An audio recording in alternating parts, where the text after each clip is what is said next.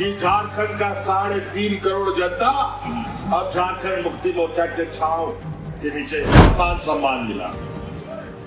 कहां खड़े हैं यहाँ के आदिवासी? समय में अलग अलग सरकारें आई गई, लेकिन आप जहां थे वही। 2014 में महंगाई घटाएंगे। आज महंगाई कितना घटा आप सबको पता है। पैसा कहां से है? आप ही का पैसा काटा हुआ आप ही को पटक दे रहा है, आप समझते नहीं। लगाता था कैसे लेंगे झारखंड, लड़के लेंगे झारखंड।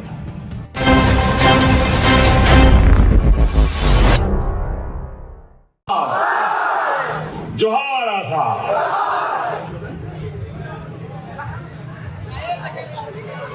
चुनावी सभा है, कई सारे लोगों से तक भी पहुंचना है। थोड़ा कुछ बातों को रखते हुए उसको अधिक समझने का आप लोग प्रयास कीजिएगा। आज पहली बार जेएमएम असम की धरती पर है और आज आप लोगों का ये उत्साह और उमंग हमें और ताकत दे रहा है।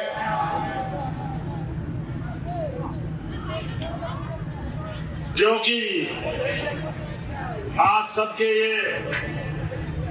सबको ये जानना जरूरी है, क्योंकि जेएमएम झारखंड मुक्ति मोर्चा एक ऐसा पार्टी है जिसका नेतृत्व करता आदरणीय विश्व गुरु शिबू सोरेन जी रहे हैं। और शिबू सोरेन जी के बारे में बताने की कोई आवश्यकता नहीं है। जैसे आपके संघर्षशील नेता प्रदीप नाथ जी के बारे में बताने का जरूरत नहीं है, उसी प्रकार शिबू सोरेन जी के बारे में भी बताने का जरूरत नहीं है। और हम लोग उसी का सिपाही हैं। और इस पार्टी को गरीब, गुरुआ, किसान, मजदूर, आदिवासी, गरीब गुरुआ लोग ही मिलकर खड़ा किया, बनाया। आंदोलन का कोख से ये पैदा हुआ पार्टी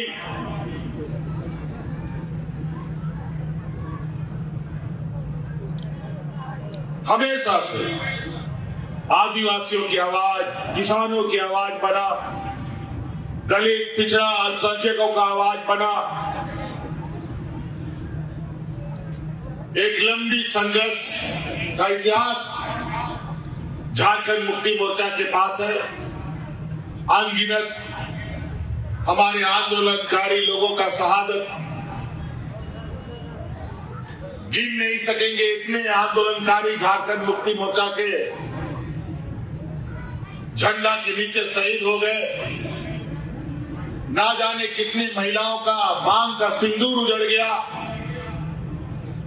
और ना जाने कितने नौजवान अनाथ हुए। तब जाकर के ये झारखंड मुक्ति मोर्चा बना। झारखंड अलग राज्य का 40-50 साल का संघर्ष में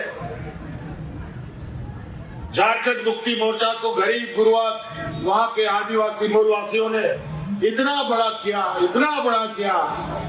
कि झारखंड का 3.5 करोड़ जनता अब झारखंड मुक्ति मोर्चा के छांव के नीचे आराम से रहता है। हम कभी सोचे नहीं थे कि असम में भी आपकी आवाज बनने का हमें मौका मिलेगा। लेकिन वो कहते हैं ना कि ऊपर वाला को क्या मंजूर होता है वो हम नहीं बता सकते। ऊपर वाला जो लिखता है वो होता चला जाता है।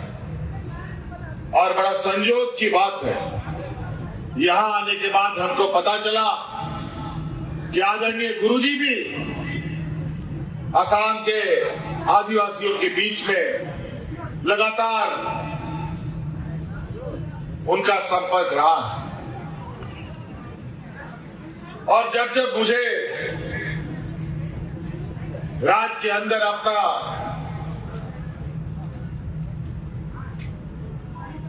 दिशा देने का मौका मिला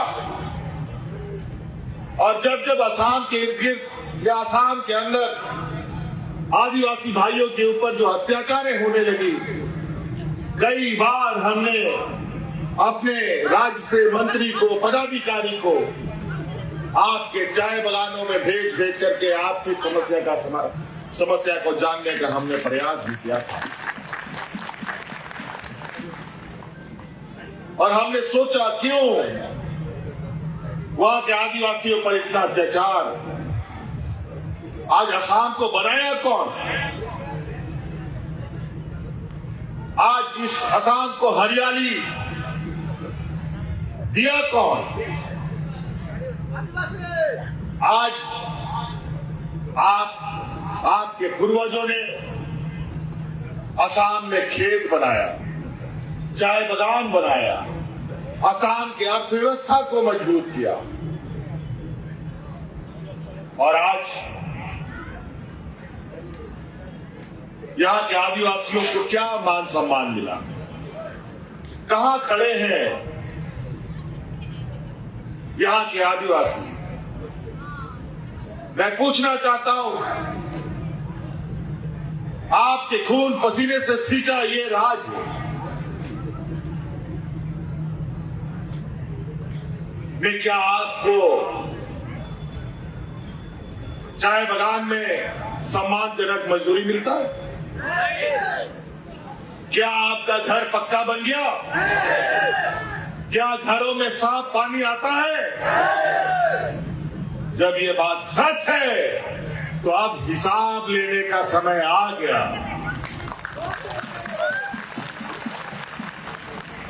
बड़ी चतुराई से अलग अलग समय में आपका राजनीतिक दुरुपयोग किया गया, आपको राजनीतिक रूप से ठगा गया और यही वजह है न सम्मानजनक दर्जा मिला, न आदिवासी का दर्जा मिला, न मजदूरी मिला, न मकान मिला, न साफ पानी, न हमारे बच्चों के लिए अच्छा भविष्य।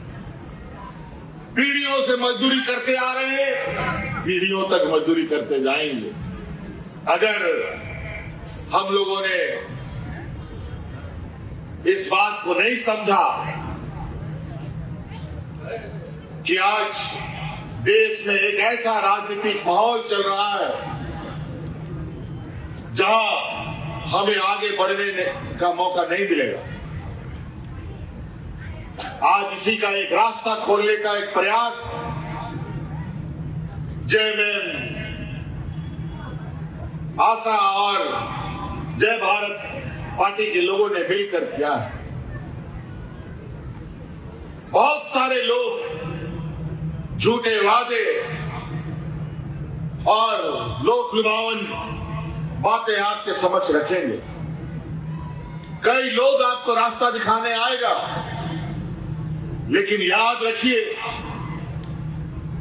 उन सब रास्तों का मंजिल नहीं, लेकिन हम लोग जिस आदर्श के सिपाही हैं, हम लोग ऐसे दल के सिपाही हैं जो दल रास्ता भी दिखाता है और मंजिल तक पहुंचाने का भी क्षमता रखता है।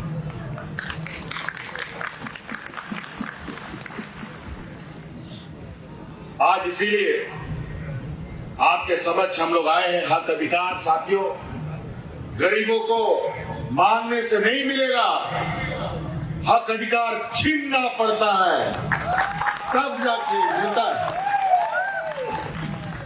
और ये हक अधिकार आज के दिन में ऐसा चीज है कि शेर का जबड़ा से उसका खाना निकाल लेना, उसका निवाला निकाल लेना।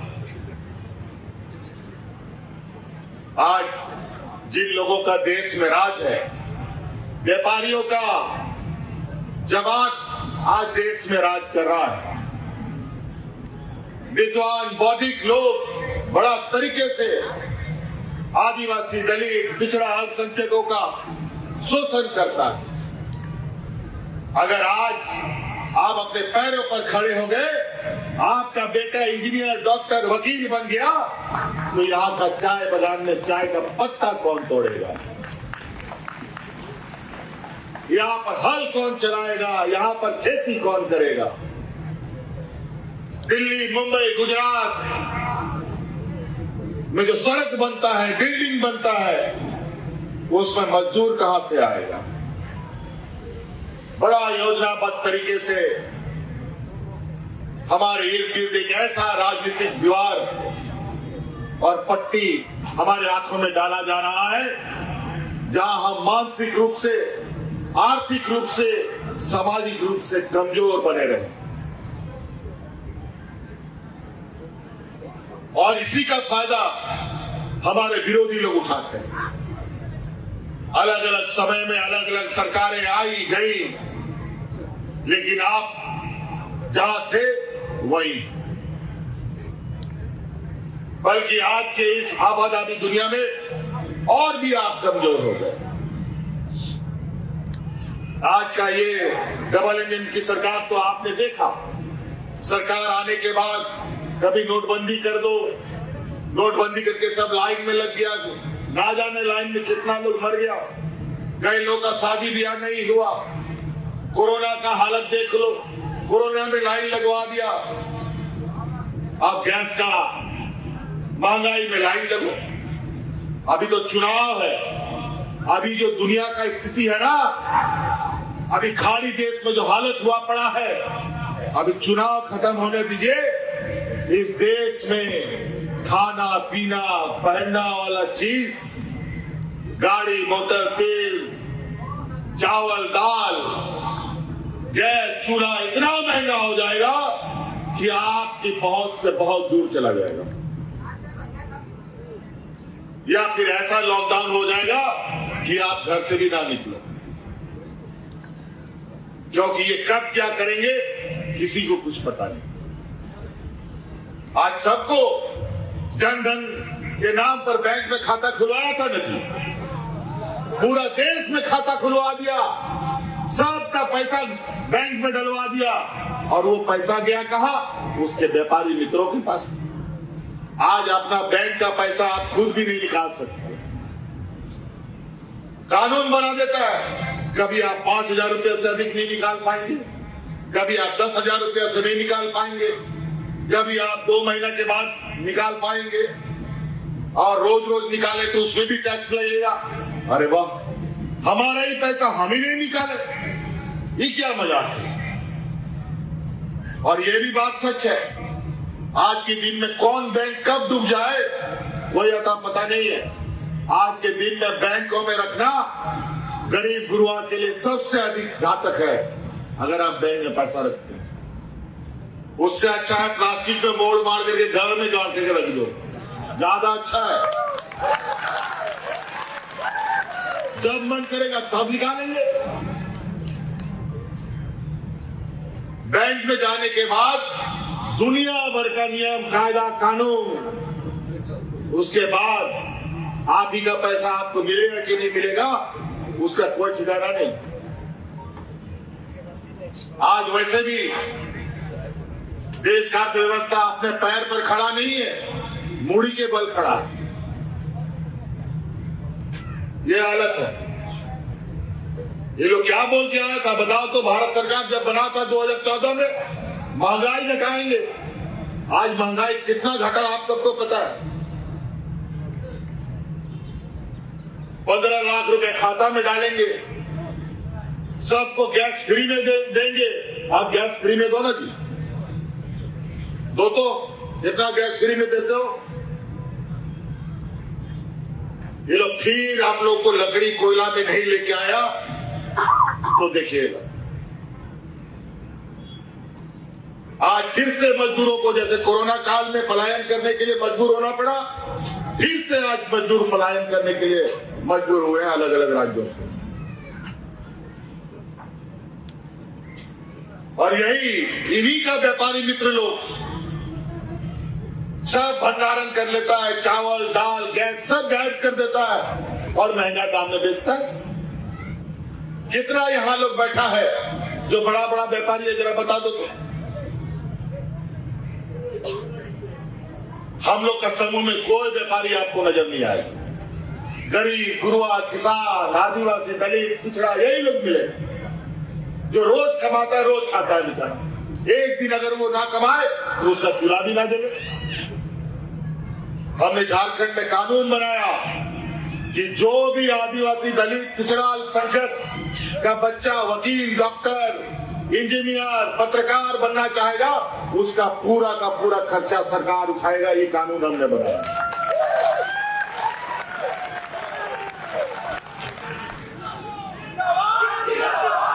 आज देश, हमारे राज्य में, हमारा राज्य का आधा जो जनसंख्या महिला है, सभी को महीना हम 2,500 रुपए देते हैं। किसी के सामने भीख मांगने की जरूरत नहीं। शादी ब्याह सब चीज में बेचारा लोग, महाजन लोग से भीख मांगता था। लेकिन आज धीरे धीरे झारखंड की महिला अपने पैरों पर इतना मजबूती से खड़ा हो रही है जो आज देश दुनिया में चर्चा का विषय बना है। और आज यहां पर भी चुनावी समर में पैसा बांटने का भी काम चल रहा है। हमको पता चला ये पैसा कहां से है। आप ही का पैसा काटा हुआ आप ही को पटक दे रहा है, आप समझते नहीं। आज यहाँ चाय बागान में मजदूरी कितना मिलता है?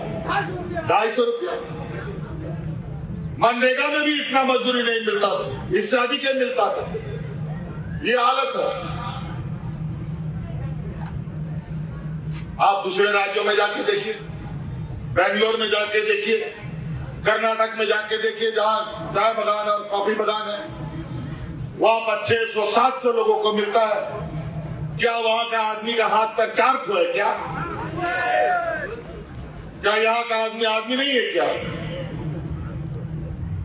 ये लोग को लगता है कि यहाँ का लोग सीधा सरल है, ये लोग को जैसा चाहो वैसा कठपुतली की तरह नचाओ।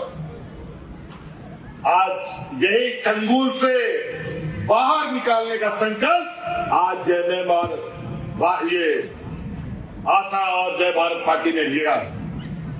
आप एक कदम चलिए, 10 कदम हम आपको आगे लेके चलेंगे, ये हम आप लोगों को वादा है। हेमंत सोरेन जिंदाबाद, हेमंत सोरेन जिंदाबाद। हम लोग का झारखंड में हम लोग यही करते थे। हमारे पूर्वज लोग, हमारे अग्रणी नेता लोग यही नारा लगाता था, कैसे लेंगे झारखंड, लड़के लेंगे झारखंड। आदो बाबुन बताओ झारखंड राज बताओ, यही नारा लगता था। और गरीब होते हुए भी झारखंड का लोग पेट में गमछा बांध कर दिल्ली, पटना, रांची करता था। और झारखंड 40 साल लड़ कर ले ही लिया। और यहां पर भी कैसे लेंगे झारखंड अधिकार, लड़के लेंगे अधिकार, ये नारा होना चाहिए। और देगा कैसे नहीं, आप हमें आ गया है कैसे अधिकार लिया जाता है। और ये 5 साल में जो ये आते हैं आपके समय, चुनाव के समय, ये बहुत चालाक चतुर है। हमारा ही बीच का कुछ, हमारा ही जात बिरादरी का, हमारा ही रिश्तेदार लोग को कुछ अपना एजेंट बना लिया है, दलाल बना लिया है और हमारे बीच में भेजकर हमें एक नहीं होने देता। इसीलिए आप लोग एक छत के नीचे आइए। वो तो हम लोग बचपन में पढ़े, एक लकड़ी अकेले रहेगा तो उसको कोई भी तोड़ सकता है। अगर 100 लकड़ी एक साथ बांध दो तो इस दुनिया का कोई ताकत उसको नहीं तोड़ सकता। और आज आपकी वही ताकत को हमें इकट्ठा करना है। कई सारी बातें हैं, अगर हम बातों को लेना या बोलना शुरू करें तो एक दिन भी कम पड़ेगा। आज इस राज्य में डबल इंजन की सरकार, एक दोनों तरफ से दो मुंह का सांप देखा है नहीं क्या आपने? दो मुंह का सांप नहीं देखा है? 6 महीना इधर से खाएगा, 6 महीना इधर से खाएगा। ये दो मुंह का सांप है, डबल इंजन का सरकार नहीं। ये लोग देने वाला लोग नहीं है। हम तो बार बार कहते हैं, एक विद्वान आदमी था, बहुत बड़ा पंडित, जिसको चाणक्य लोग बोलते हैं। चाणक्य का कहानी आप लोग सुने हैं ना? वो चाणक्य ने कहा था कि जिस देश का राजा व्यापारी होता है ना, उस देश का प्रजा हमेशा भिखारी हो जाता है। तो जान लीजिए, ये गुजरात का जो ये व्यापारी लोग आज देश का रेल, हवाई जहाज, एयरपोर्ट, बंदरगाह सब गिरवी व्यापारियों के हाथ में चला गया। आज रेलवे का टिकट देखो कितना महंगा हो गया, प्लेटफॉर्म का टिकट देखो कितना महंगा हो गया। नमक, तेल, गैस तो महंगा है ही है। तो आज राजनीतिक दलों को पहचानिए। बहुत सारे लोगों को आपने देखा और कोई संघर्ष करने वाला नहीं है। और झारखंड मुक्ति मोर्चा संघर्ष से ही पैदा हुआ। गरीबों को कोई बांध के नहीं देता है। आज इसीलिए आप सब लोगों को एक साथ खड़ा होना पड़ेगा, तभी ये लड़ाई को मंजिल तक पहुंचाया जा सकता है। आज जिस तरीके से हमारे आदिवासियों का, अल्पसंख्यकों का, किसानों का यह हालत है, वो बहुत जल्द, अब तो नया नया अभी चुनाव खत्म होने दीजिए, जो वैश्विक स्तर का समस्या आज खड़ा हो रहा है, इनकी बस की बात नहीं है। किसानों को, मजदूरों को, आपको तो याद है दिल्ली में किस तरीके से 1 साल तक किसान लोग डट के दिल्ली को घेर के रखा। हजारों किसान दिल्ली में मारे गए। ठंडा, बरसात, गर्मी, घर द्वार छोड़ करके सारा किसान दिल्ली को घेर के रखा था। उसी तरीके से अगर यहाँ के आदिवासी, यहाँ के किसान, अल्पसंख्यक एक हो गए, तो इस राज्य सरकार का मजाल नहीं है जो आपकी बात को काट सके। इसलिए साथियों, समय भी हमारा अभी और भी कार्यक्रम में जाना है, वेदर भी, मौसम भी खराब हो रहा है। हम लोग के ये बास्की, महावीर बास्की बाबू, अभी तो हम सोनारी से होके आ रहे हैं, बहुत सुंदर, इतना सारा लोग उस कार्यक्रम में। आज उसी तरीके से आप लोगों से भी आग्रह करने आए हैं। महावीर बास्की यहाँ के संघर्षशील